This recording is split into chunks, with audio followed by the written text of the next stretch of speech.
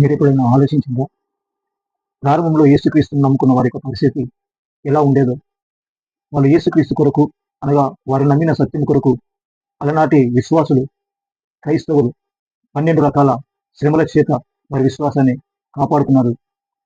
వారి విశ్వాసం నుండి బయటికి లాగడానికి అనేక ప్రయత్నాలు చేయబడ్డారు. ఒకటి, వారిని బెదిరించారు యేసు ప్రభు వదిలిపెట్టమని.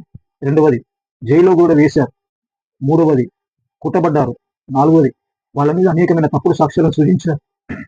ఐదవది, హేళన చేయబడ్డారు. ఆరవది, అనేకమైన కుట్రలు కూడా వాళ్ళు అనుభవించారు.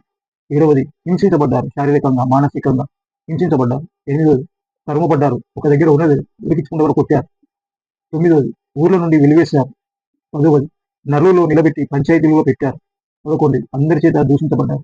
12, చివరికి చంపబడ్డారు. అప్పుడు జరిగినట్లే ఇప్పుడు జరుగుతుంది.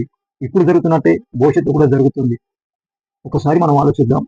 యేసుక్రీస్తు ప్రభుల వారు తిరగబడితే మన పరిస్థితి ఎలా ఉండేది? యేసుక్రీస్తు ప్రభుల వారు పగ తీర్చుకుంటే మనుషుల యొక్క పరిస్థితి ఎలా ఉండేది?